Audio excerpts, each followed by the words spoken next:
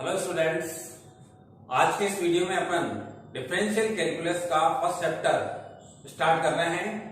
Pedal equations and derivatives of length of arcs, यानी पदिक समीकरण और चाप की लंबाई के अवकलज, ये अपन आज के इस वीडियो में पढ़ने वाले हैं।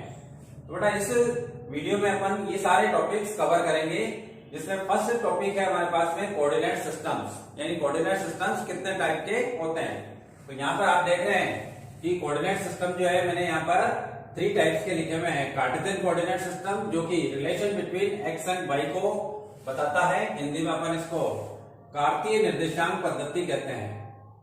कार्तीय निर्देशांक पद्धति, ठीक है।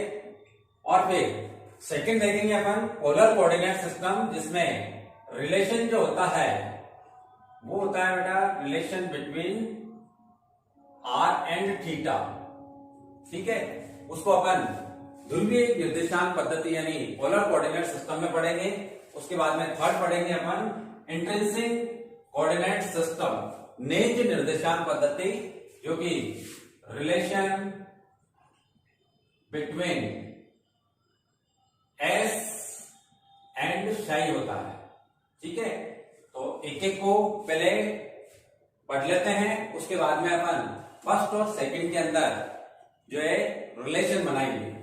तो बेटा कार्तीय निर्देशांक पद्धति में अपन एक्स और वाई में रिलेशनशिप देखते हैं। तो अगर एक्स और वाई में रिलेशनशिप देख रहे हैं तो जाहिर सी बात है कि आपको 2D प्लेन बनाना होगा।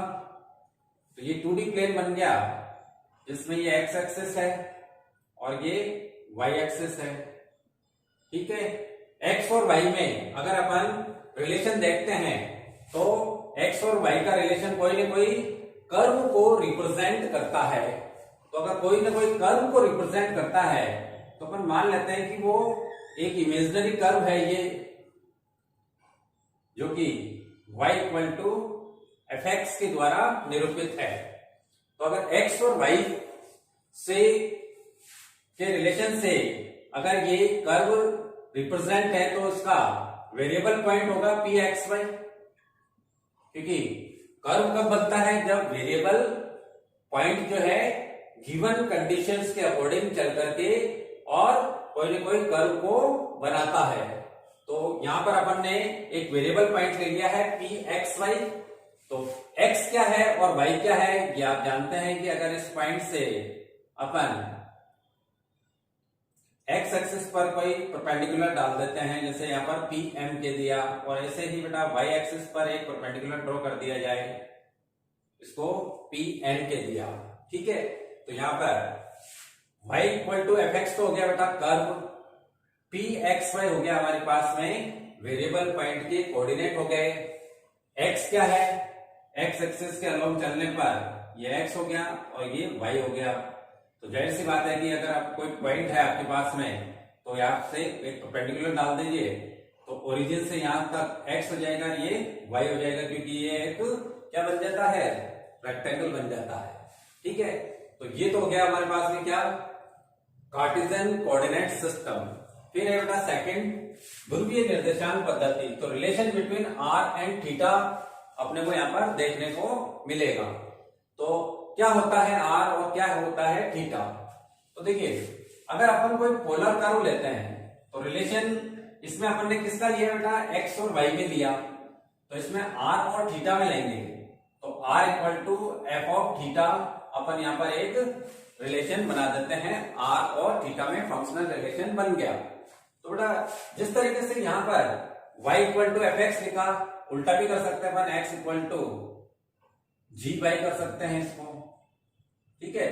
ऐसे ही अपन इसको भी उल्टा कर सकते हैं, theta equal to G R कर सकते हैं, ठीक है। और करके थर्ड फॉर्म भी लिखा जा सकता है F of X comma Y equal to 0। तो अपन इसको लिख सकते हैं F of R comma theta equal to 0। तो बेसिकली अपन इसी कर्व पर चलते हैं, इसमें पोलर कोऑर्डिनेट्स में, और इसमें y equal to F X पर चलते हैं। ये दूसरे केसेस होते हैं जब x एक्सिस और y एक्सिस को अपन इंटरचेंज कर लेते हैं, या x की टर्म्स y में लिखी हुई हो तो दूसरा रिलेशन काम में लिया जाता है। ऐसे ही उसमें r और थीटा में रिलेशन के लिए r equal to F of theta use किया जाता है। तो जैसे बेटा अपन ने कहा कि यहां से एक परपेंडिकुलर डाल दो तो ये y कोऑर्डिनेट के इक्वल हो गया और परपेंडिकुलर जहां पर x एक्सिस पर मिलेगा वो x कोऑर्डिनेट हो गया। तो ऐसे ही देखिए क्या होता है r और क्या होता है थीटा। तो y equal to F X में पी एक्स वाई हो गया वेरिएबल पॉइंट, तो इसके अंदर जो होगा वो अपन कह देते हैं कि वो पी आर थीटा है। ठीक है, ये वेरिएबल पॉइंट हो गया, ये वेरिएबल पॉइंट हो गया। तो यहां से इस वेरिएबल पॉइंट को अगर आप एक फिक्स पॉइंट से मिला देते हो, फिक्स पॉइंट जिसको अपन ओ कह देते हैं, ठीक है, और एक्स एक्सिस के अलोंग एक लाइन खींच देते हैं, ठीक है, तो बेटा ये जो अपन ने इस पॉइंट को इस फिक्स पॉइंट से मिलाया है, ये क्या है, एक फिक्स्ड पॉइंट है, फिक्स्ड पॉइंट। तो ये जो फिक्स्ड पॉइंट है, स्थिर बिंदु है, उसको अपन कहते हैं पोल, हिंदी में कहते हैं बेटा इसको ध्रुव, ठीक। और एक्स एक्सिस के अलोंग जो लाइन है उसको कहते हैं हम initial line, initial line, Hindi में कहें तो इसको आरंभिक रेखा कहा जाता है, आरंभिक रेखा, ठीक है। अब ये वेरिएबल पॉइंट जो इस फिक्स पॉइंट से मिला है, इसकी जो लेंथ होती है उसको कहते हैं अपन रेडियस वेक्टर, रेडियस वेक्टर, ठीक है। हिंदी में कहें तो इसको कहते हैं बेटा ध्रुवांतर रेखा। भाई यहां तक तो आप 12th में पढ़ ही चुके हो, यहां पर अपन ये नया सिस्टम पढ़ रहे हैं ना। तो ध्रुवांतर रेखा हो गई, तो ध्रुवांतर रेखा हो गई, इंग्लिश में कह रहे हैं अपन इसको रेडियस वेक्टर, इसलिए इसको आर से लिखा जाता है, स्मॉल आर से। तो स्मॉल आर क्या हो गया, ओपी की लेंथ हो गई, ओपी इक्वल टू हो गया आपके पास में स्मॉल आर, ठीक।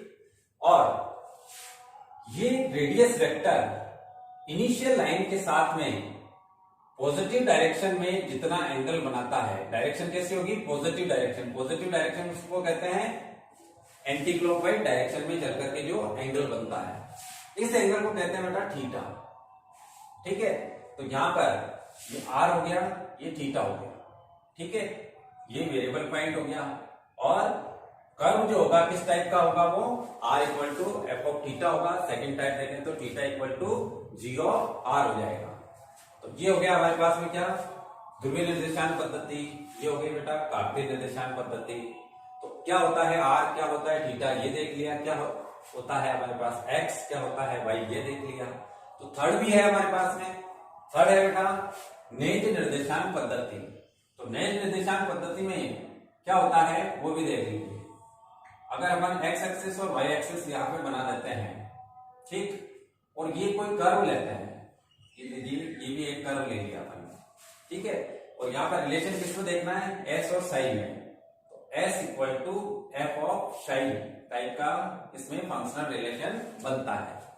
तो इसमें बेटा क्या होता है एस और क्या होता है साई, वो देखते हैं।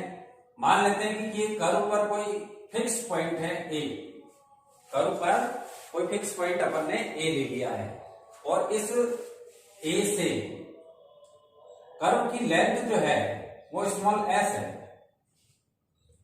यहां तक कितनी लेंथ हो गई इसकी, स्मॉल एस हो गई, ठीक है।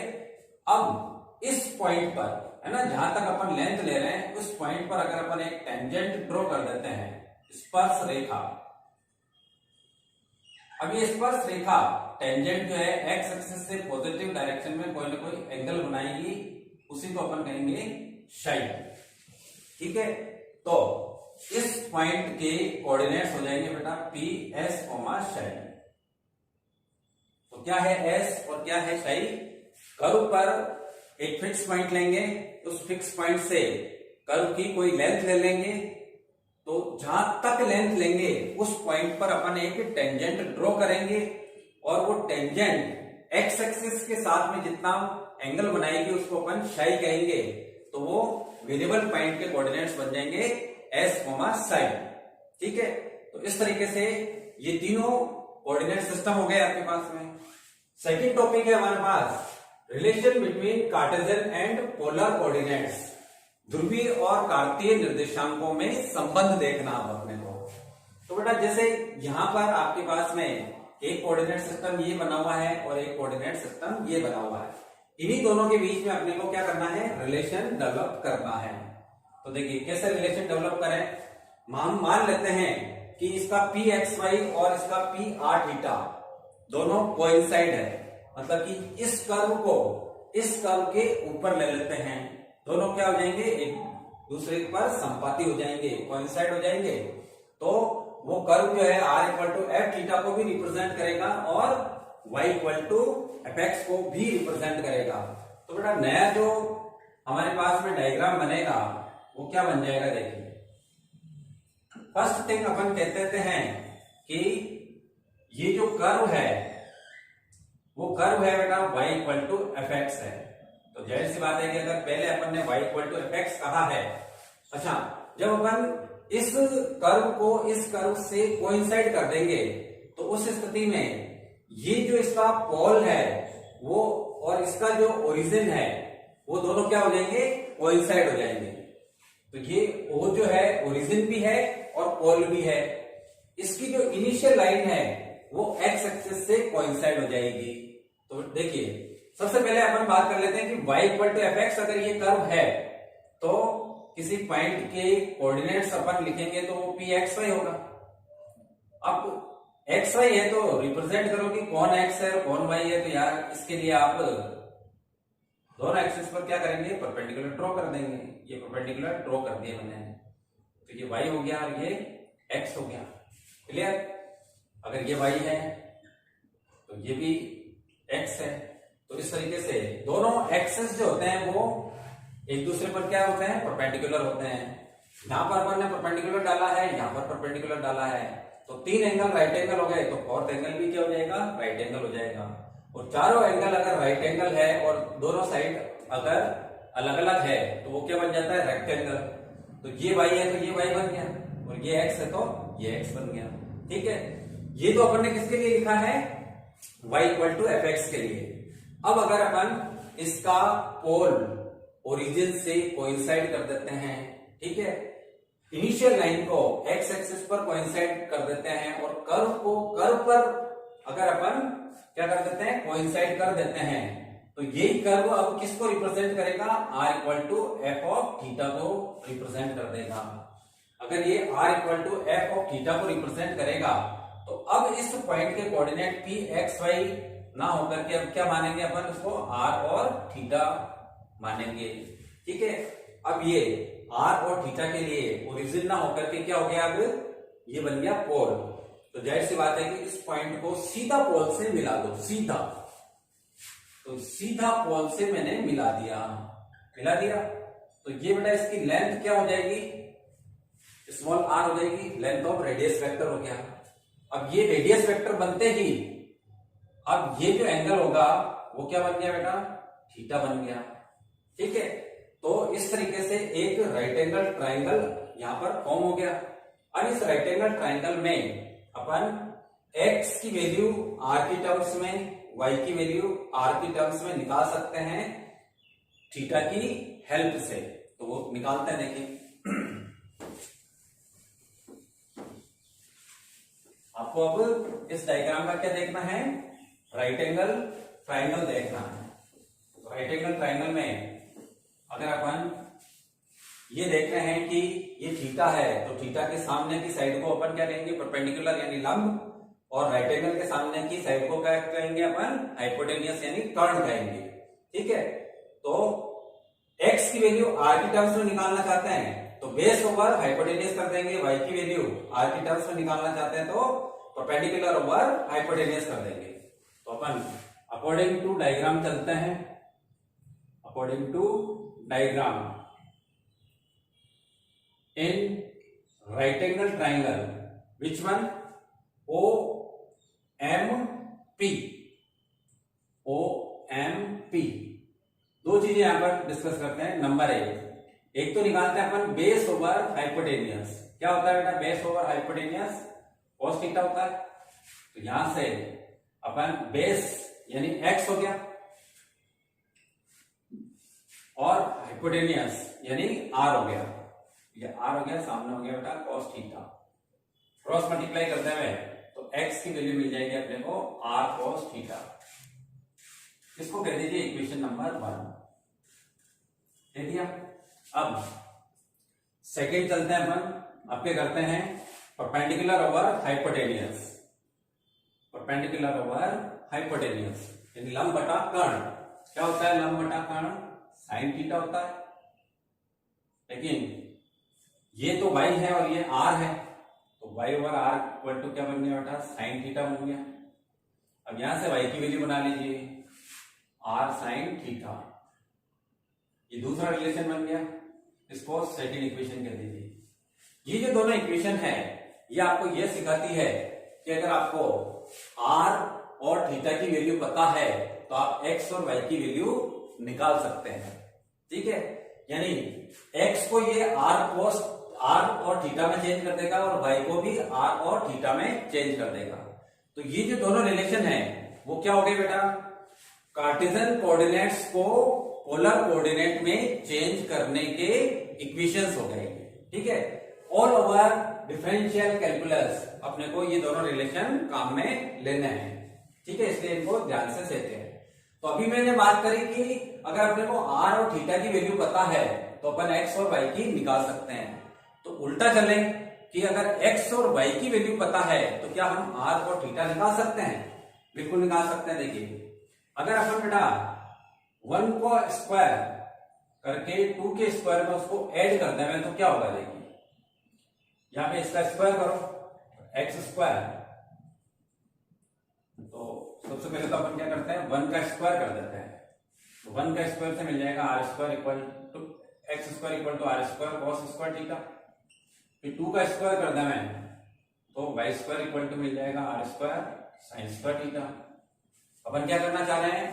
r की वैल्यू x और y की टर्म्स में निकालना चाह रहे हैं। अब इन दोनों को मैं प्लस कर देता हूं तो 1 का स्क्वायर प्लस 2 का स्क्वायर हो जाएगा, तो x square plus y square हो गया। इधर r स्क्वायर कॉमन आ जाएगा और ये बन जाएगा अपने पास में cos square theta plus sin square theta. ये फर्स्ट ट्रिग्नोमेट्रिक आइडेंटिटी बन गई, तो इसकी वैल्यू क्या बन जाएगी? +1। तो यहां से अपने पास r स्क्वायर इक्वल टू हो गया बेटा x square plus y square, और करके अपन r इक्वल टू, अब r क्या है? r है बेटा यहां पर लेंथ ऑफ रेडियस वेक्टर। ठीक है ना, ध्रुवांतर रेखा की लंबाई है और लंबाई हमेशा क्या होती है? पॉजिटिव होती है। तो यहां पर अपन स्क्वायर रूट लेंगे तो केवल पॉजिटिव रूट ही लेंगे, तो वो हो जाएगा x square plus y square. ठीक है, अब ये रिलेशन आपको ये बता रहा है कि अगर x और y की वैल्यू पता है तो आप r की वैल्यू निकाल सकते हैं, यानी आप r को x y की टर्म में चेंज कर सकते हैं। फिर बात करते हैं अपन थीटा की वैल्यू। यहां से तो थीटा क्या हो गया? एलिमिनेट हो गया। अब थीटा को बचाना है, थीटा को बचाना है और 2 को 1 करना है। तो हम जानते हैं कि साइन के नीचे अगर cos आ जाए तो वो 1 यानी 10 बन जाता है। तो अपन अब क्या करते हैं बेटा? 2 को डिवाइड कर लेते हैं 1 से, तो 2 को डिवाइड करते हैं 1 से तो r sine theta over r cos theta हो जाएगा और उधर हो जाएगा y बाई एक्स। अब यहां से बेटा r कैंसिल हो गया तो साइन ओवर cos को अपन क्या बना देते हैं? tan theta. तो tan थीटा क्या बन जाएगा? y by x. तो बेटा थीटा की वैल्यू निकाल सकते हैं अपन tan inverse y by x से। ठीक है, अब ये दो रिलेशन है आपके पास में, थर्ड एंड फोर्थ, और ये दो रिलेशन है। तो बेटा ये तो x और y को किसमें चेंज कर रहा है? r और थीटा में।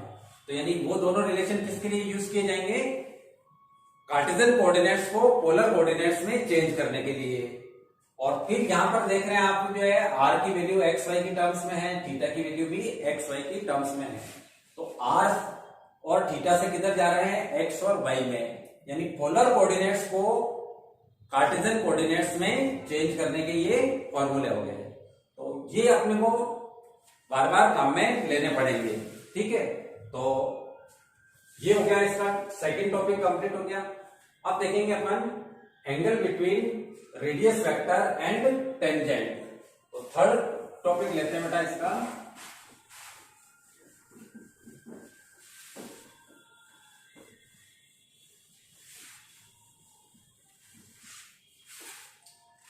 एंगल बिटवीन रेडियस वेक्टर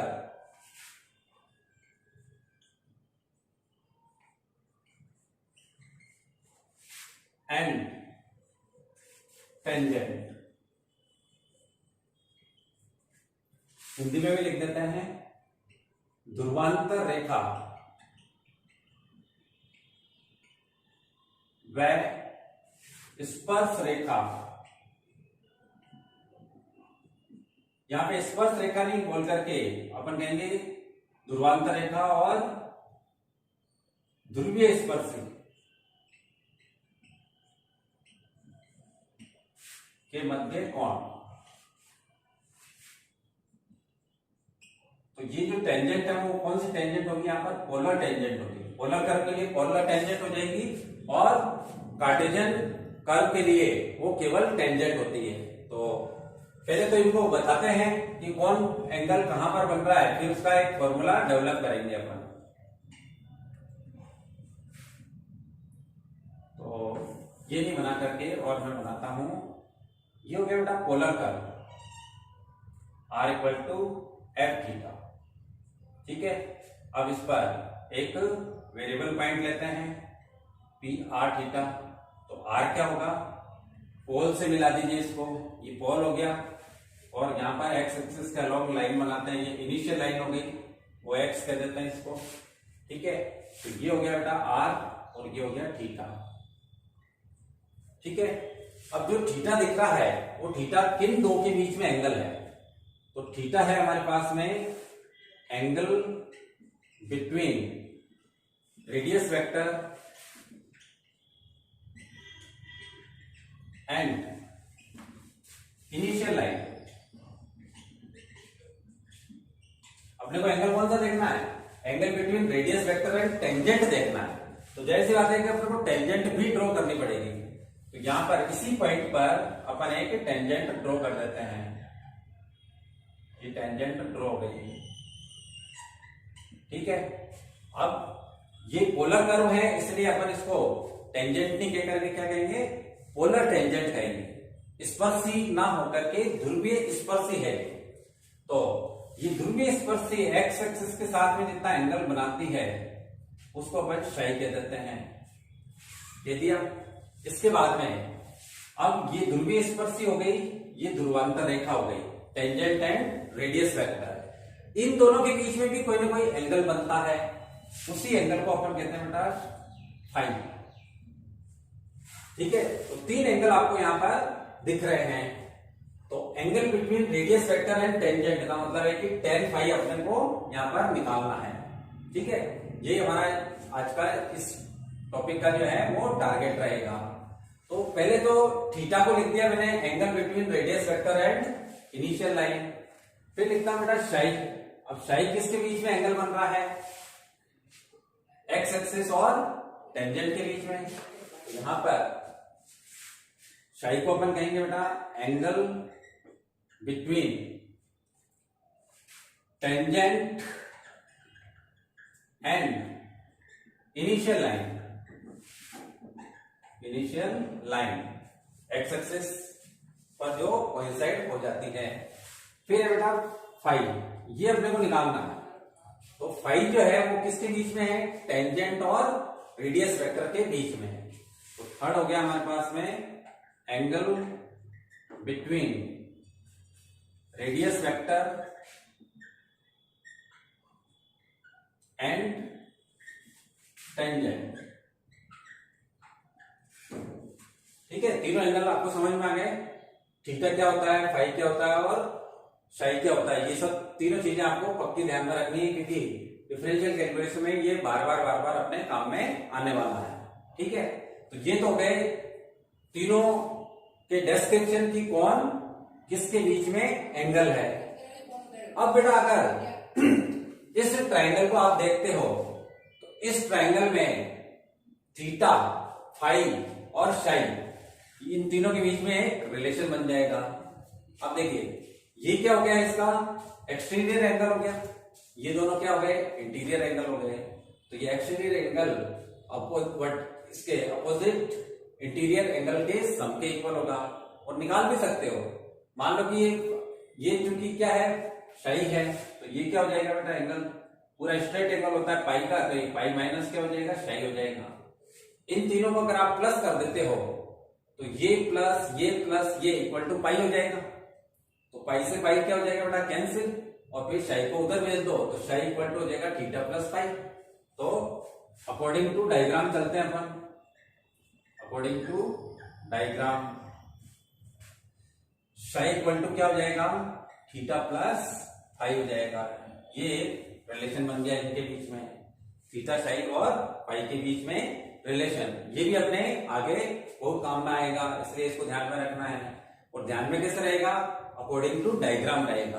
तो तुरंत एक डायग्राम बना दिया जाए कि थीटा क्या होता है, पाई क्या होता है, साई क्या होता है।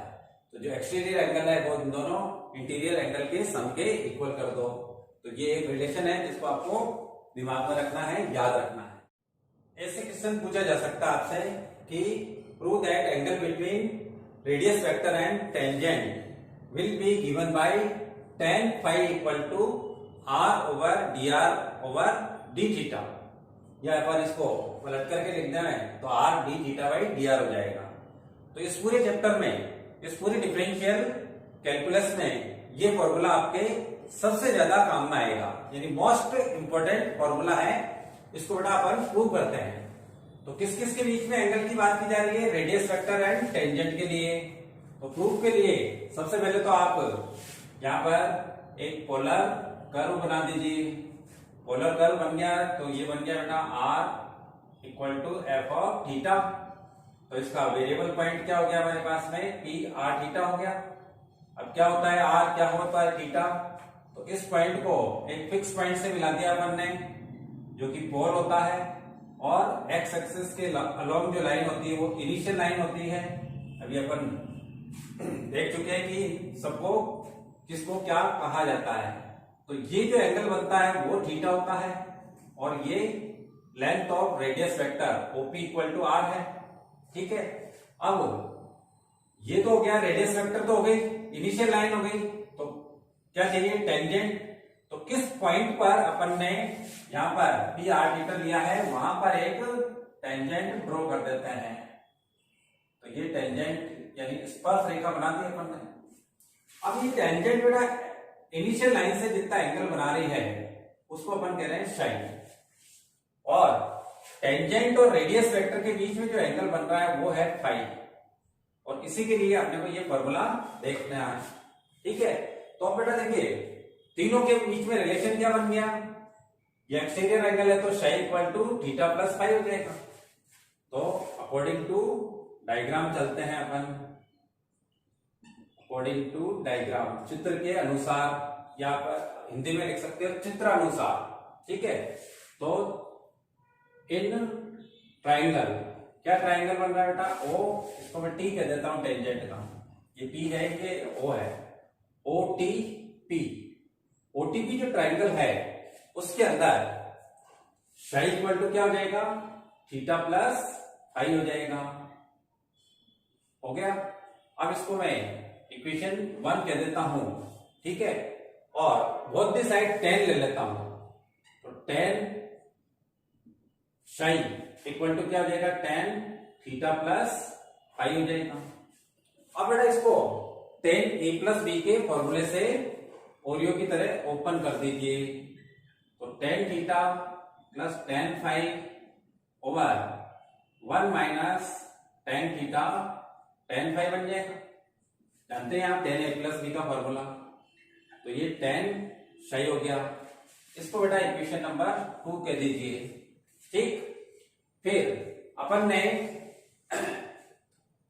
कार्टेशियन कोऑर्डिनेट्स और पोलर कोऑर्डिनेट्स के बीच में क्या रिलेशन देखा कि अगर मैं इसको r equal to F theta की जगह y equal to F x दे देता हूं, और इस पॉइंट को p एक्स वाई कह देता हूं, इसको ओरिजिन से कोइंसाइड कर दूं और इनिशियल लाइन को एक्स एक्सिस से कोइंसाइड कर देता हूं, तो इन दोनों के बीच में relation between Cartesian and polar coordinates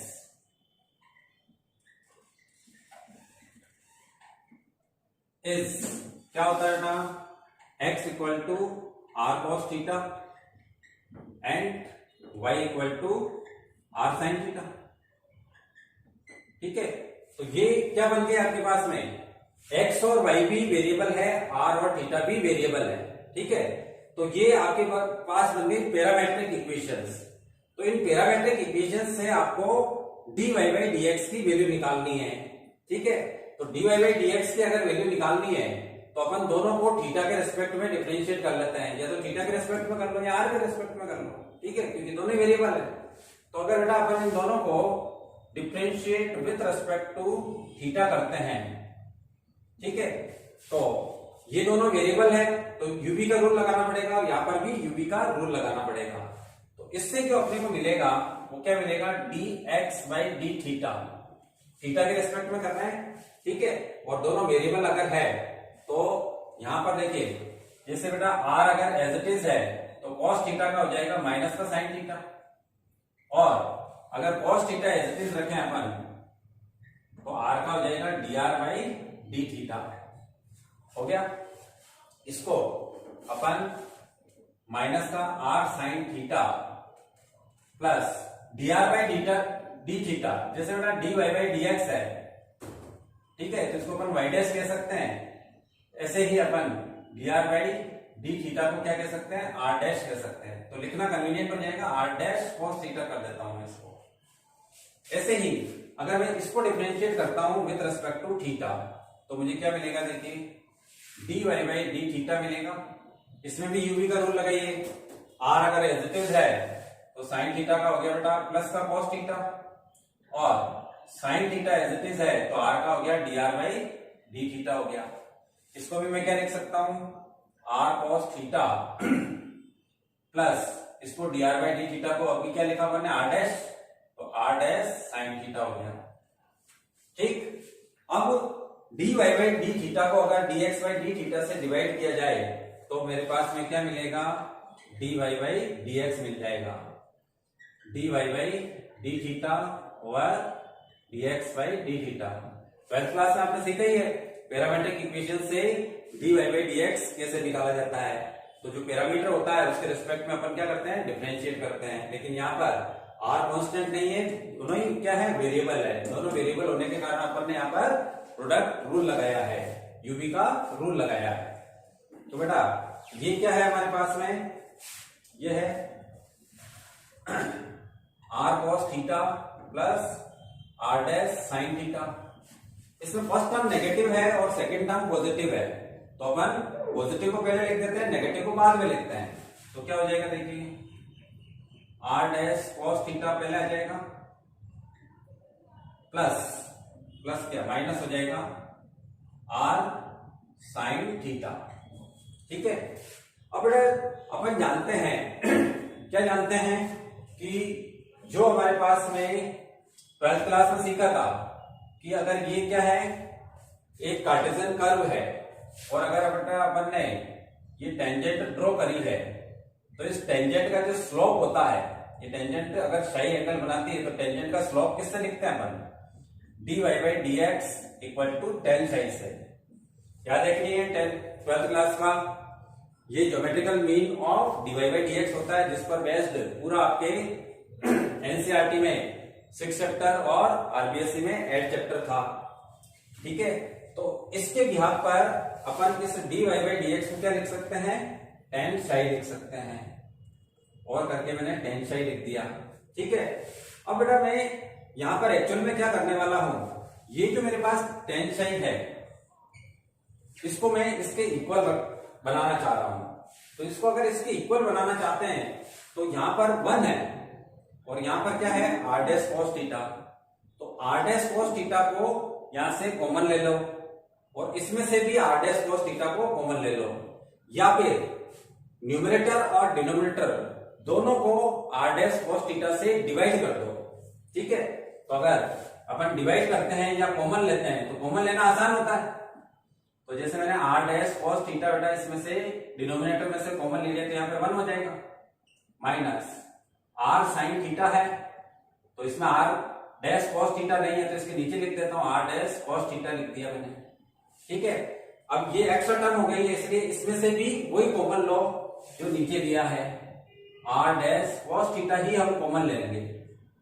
तो इसमें कॉस थीटा तो है, आर डैश नहीं है तो आर ओवर आर डैश हो जाएगा ये, माइनस इसमें आर डैश है लेकिन कॉस थीटा नहीं है तो साइन थीटा के नीचे कॉस थीटा आ जाएगा। इतना आ गया बेटा समझ में। इसको इससे क्या करते हैं अपन कैंसिल कर देते हैं। ठीक है, ये भी tan साई की वैल्यू है और ये भी tan साई की वैल्यू है, तो इसको अगर मैं थर्ड इक्वेशन कह देता हूं तो सेकंड और थर्ड को इक्वल कर दो। तो सेकंड और थर्ड को बेटा अगर मैं इक्वल करता हूं तो ये तो है सेकंड और ये किसके इक्वल हो जाएगी अब थर्ड के इक्वल, क्योंकि दोनों tan साई की वैल्यू है।